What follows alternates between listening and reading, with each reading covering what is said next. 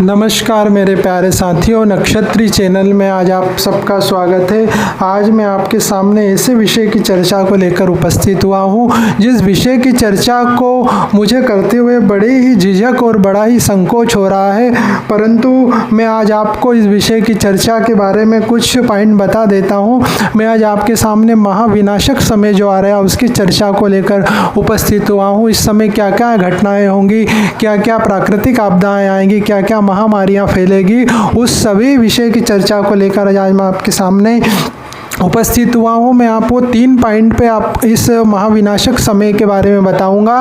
भविष्य मालिका क्या कहती है, पहला पॉइंट है। सेकंड पॉइंट है ज्योतिषी गणनाएं क्या कहती है, और थर्ड पॉइंट है वैज्ञानिक आधार है, साइंटिफिक फैक्ट क्या कहता है। और अब हम इस पे आत्ममंथन करेंगे। तो इस महाविनाशक समय जो आ रहा है, मैं आज उसकी चर्चा को लेकर मैं आज आपके सामने उपस्थित हुआ हूँ। मेरे प्यारे साथियों, एक जो उड़ीसा में संत हो गए अच्युतानंद दास जी महाराज, उन्होंने 600 साल पहले भविष्य मालिका लिखी हुई थी। उसमें बताया गया था कि 600 साल के बाद पृथ्वी पर क्या होने वाला है। उस विषय की चर्चा को लेकर मैं उपस्थित हुआ हूँ। मेरे प्यारे साथियों, अब मैं आपको भविष्य मालिका क्या कहती है इस महाविनाशक समय में मैं आपको बताता हूँ। भविष्य मालिका कहती है कि जब शनि मीन राशि में आएगा, जब 2-2 तिथियाँ पड़ेगी, 2-2 त्यौहार मनेंगे। जैसे हमने देखा कि 2 होली हो गई, 2 राखी हो गई, 2 दिवाली हो गई। आज इस समय 2 दिवाली आज हमने इस साल मनाई।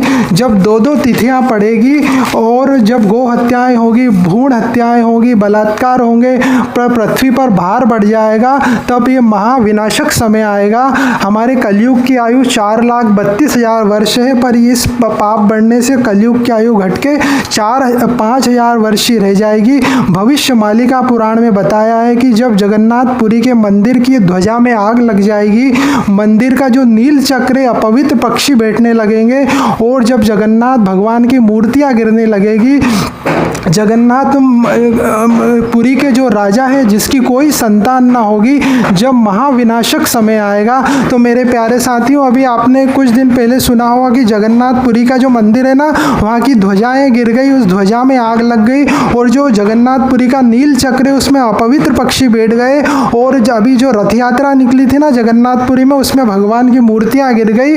तो और जो वहाँ का पुरी का जो अंतिम राजा है उसकी कोई भी संतान नहीं। तो ये सब सारी चीज़ें मिलेगी, तब ये महाविनाशक समय आएगा। तो ये सारी घटनाएं घट चुकी है मेरे प्यारे साथियों।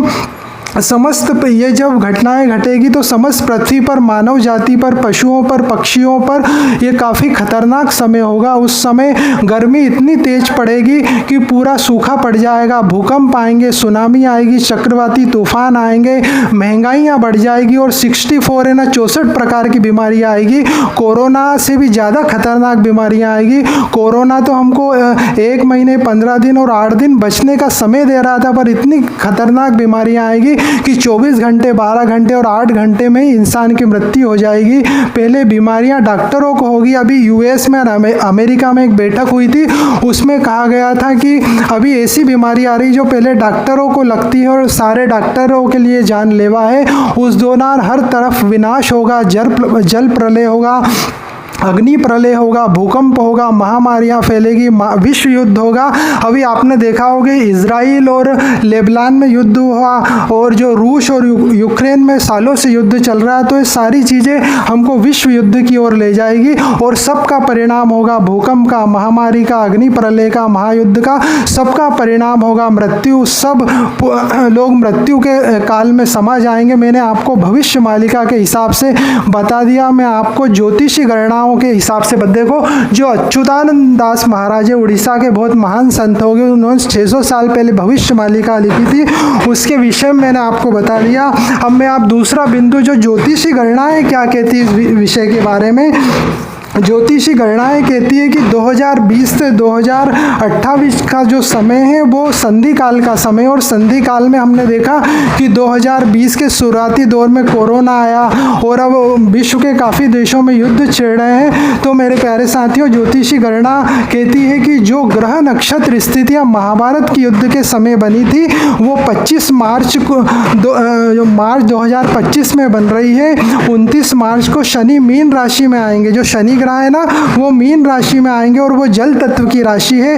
राहु और गुरु मई में अपनी राशि बदल लेंगे। इसे 7 ग्रहों का प्रभाव मीन राशि पर होगा। वो 7 ग्रह कौन से? सूर्य, शनि, चंद्र, राहु, बुध और केतु। ये 7 ग्रह मीन राशि को प्रभावित करेंगे जो जल तत्व की राशि है।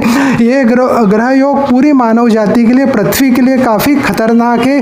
ये पूरी दुनिया में तबाही मचाएगा, बीमारियां लाएगा, भूकंप आएगी, सुनामी आएगी, महंगाई बढ़ेगी। राहु और शनि तबाही मचाएंगे। और इसके बाद 12 अगस्त 2026 है ना कि 12 अगस्त 2026 को बहुत बड़ा सूर्य ग्रहण पड़ने वाला है। और ये जो सूर्य ग्रहण है, चंद्रमा और जो सूर्य है, जो चंद्र ग्रह है और सूर्य ग्रह अश्लेषा नक्षत्र में रहेंगे, जो नागलोक का नक्षत्र है। नागलोक अर्थात पाताल लोक है ना, अभी जो अमेरिका के साइड का जो हिस्सा है वो नागलोक के साइड आता है।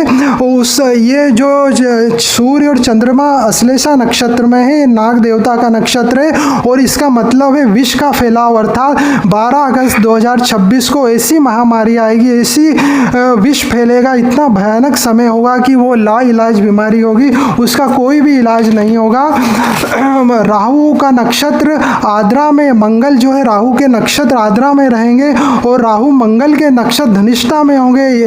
और ये जो मंगल का राहु के नक्षत्र में होना महायुद्ध की ओर संकेत देता था। तृतीय विश्व युद्ध होने की संभावना है। और आज वर्तमान में भी काफ़ी देशों के बीच युद्ध चल रहा है। ये भूकंप लाता है, सुनामी आती है और प्राकृतिक आपदाएं आती है। तो ये जो है जब नक्षत्र परिवर्तन होता है, जब ग्रहण लगता है, तो ये सारी चीज़ें होती है।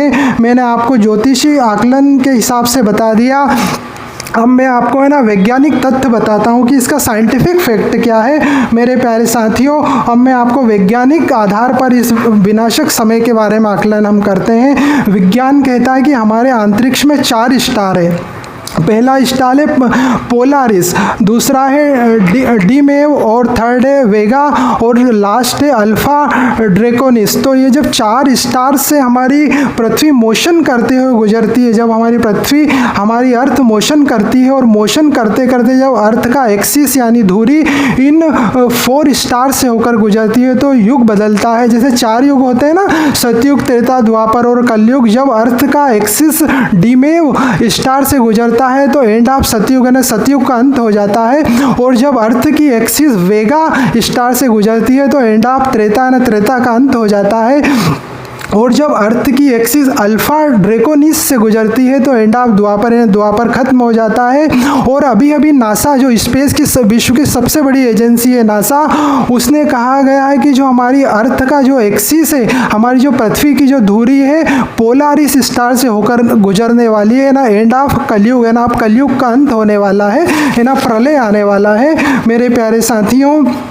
त्रेता में प्रलय हुआ तो राम सेतु डूब गया, द्वापर में प्रलय हुआ तो द्वारका डूब गई।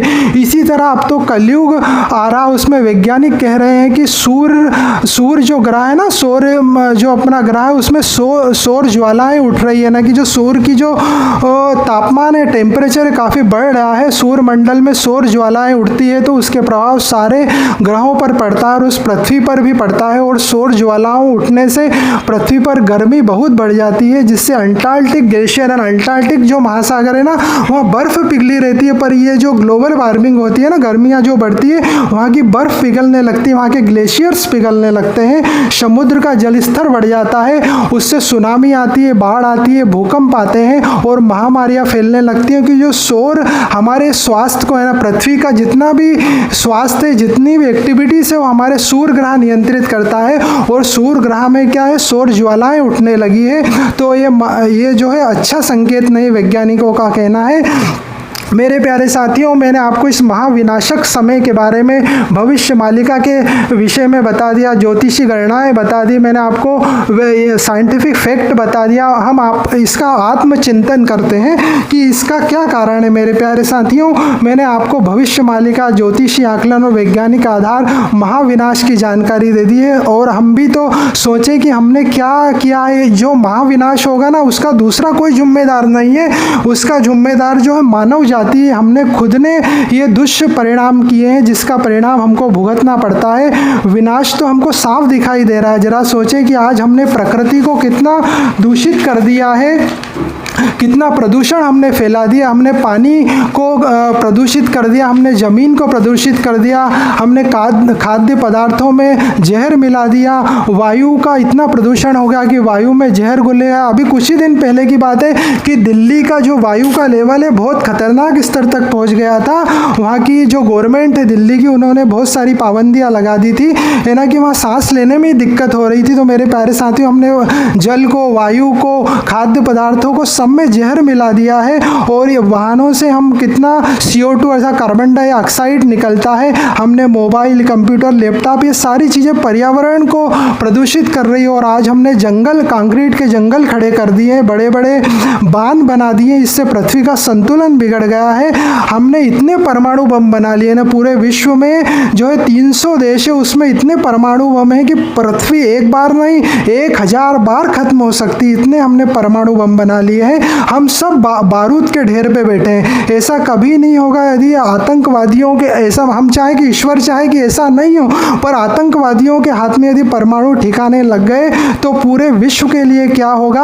और चलो दूसरी बात, हर शहर के पास में बड़ी बड़ी केमिकल फैक्ट्रियां हैं। यदि मान लो कि गृह युद्ध हुआ, दंगे हुए और कोई बम धमाका उन केमिकल फैक्ट्रियों में हो गया, तो उससे कितनी जहरीली गैस निकलेगी और कुछ ही मिनटों में पूरा शहर जो है मौत के आगोश में आ सकता है। जैसे भोपाल गैस कांड हुआ था ना 1984 में, जब भोपाल गैस कांड हुआ तो उसमें यही हुआ था, वहाँ का केमिकल रिस गया था और कुछ ही मिनटों में पूरा शहर जो है उस जहरीली गैस के आगोश में आ गया था। मेरे प्यारे साथियों, अब तो AI आ गया है, आर्टिफिशियल इंटेलिजेंस आ गया है। तो इजराइल है ना, इजराइल और लेबनान में युद्ध चल रहा है, तो इजराइल ने वहाँ बैठे बैठे लेबनान ऐसी टेक्नोलॉजी का यूज़ किया कि वहाँ के जो पेजर है वहाँ में ब्लास्ट कर दिया। तो भगवान ना करे कि ऐसा हो कि कोई हैकर जो है हमारी टेक्नोलॉजी को हैक कर ले, तो सारे मोबाइल, सारे लैपटॉप जो हैं ब्लास्ट हो सकते हैं। कहने का तात्पर्य है कि हम सब विनाश के साधनों से घिरे हुए हैं ना, हम जितने भी है ना, मोबाइल, TV, कंप्यूटर और जितने भी केमिकल फैक्ट्रियां, हम सब और विनाश से घिरे हुए हैं, कोई नहीं बच पाएगा।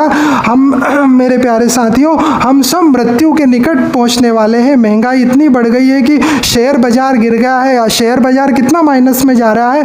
अमेरिका के ऊपर, जो विश्व की सबसे बड़ी इकोनॉमी है अमेरिका, उसके ऊपर $45 ट्रिलियन का कर्ज हो गया है। और जब डॉलर गिरता है तो उसका असर पूरे विश्व पर होता है, पूरे विश्व पर आर्थिक मंदी आती है। मेरे प्यारे साथियों, अब हमको ये समय बिल्कुल करीब दिखाई दे रहा है कि आर्थिक मंदी आने वाली है, महामारियां फैलने वाली है, भूकंप आने वाला, और इस सबका उत्तरदायित्व मानव जाति है, क्योंकि मानव ने इन 200 सालों में प्रकृति का इतना दोहन किया है, इतना दोहन किया है कि हजारों सालों में नहीं कर पाया है। मेरे प्यारे साथियों, इस महाविनाशक के समय में हम कैसे सुरक्षित रहें और कैसे सुरक्षित रहें, इस भविष्य मालिका में उसका वर्णन है कि इस जो प्राकृतिक आपदाएं आएंगी, महामारियां फैलेगी, इसमें हम कैसे सुरक्षित रहें, उसके उपाय की चर्चा मैं आपको बता देता हूं। सबसे पहले तो हमको नॉनवेज छोड़ देना है। जो नॉनवेज खाते हैं, मांस मटन खाते हैं, उसको छोड़ देना है। हमको ड्रिंक करना छोड़ देना है, क्योंकि जो मांस मटन खाएंगे ना, उनको लीवर की इतनी बड़ी बीमारी होगी कि उनका लीवर जो खराब हो सकता है। और जो ड्रिंक करेंगे ना, दारू पिएंगे, उनके फेफड़े खराब हो जाएंगे, उनकी किडनियां खराब हो जाएगी।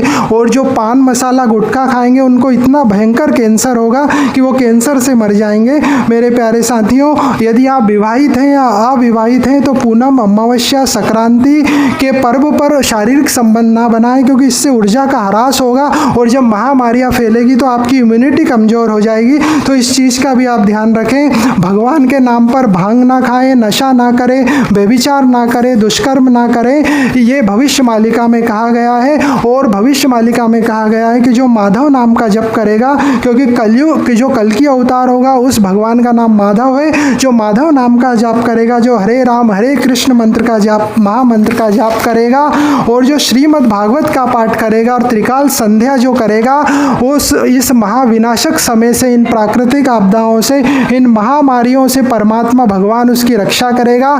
जैसे कि बहुत भयंकर बारिश हो रही है और कोई हमको छाता दे दे तो कितनी राहत होगी।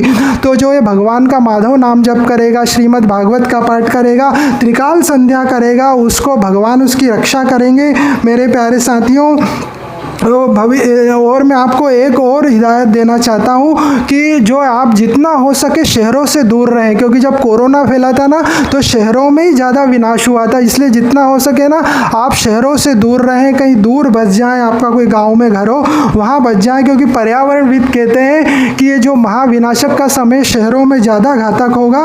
और मेरे प्यारे साथियों, पर्यावरणविद कहते हैं कि हमको अब स्मार्ट शहर नहीं चाहिए, अब हमको स्मार्ट गाँव चाहिए। स्मार्ट शहर की बजाय स्मार्ट गांव की ज़रूरत है। इसलिए आप शहरों से दूर रहें, ज़्यादा हो सके तो गांव में रहें, क्योंकि वहाँ इफ़ेक्ट कम होगा। मेरे प्यारे साथियों, आप डरिए मत, हमारा उद्देश्य आपको डराना नहीं था, हमारा तो उद्देश्य था आप सतर्क रहें, सावधान रहें और इसका उपाय करें, ताकि इस महाविनाशक प्राकृतिक आपदाओं से, भूकंप से, महामारियों से, सुनामी से आप बच जाएं। हमारे ईश्वर से हमारी यही कामना है कि ये कोई घटनाएं ना हो, पर होनी को कौन टाल सकता, होनी तो होकर ही रहती है।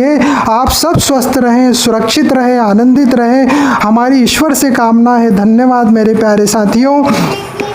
हमारे इस नक्षत्री चैनल को अधिक से अधिक सब्सक्राइब करें, लाइक करें, शेयर करें, ताकि ये ज्ञान अधिक से अधिक लोगों तक पहुंचाकर अपने पुण्य के अकाउंट का बैलेंस बढ़ाएं, क्योंकि ज्ञान का दान महादान। धन्यवाद मेरे प्यारे साथियों।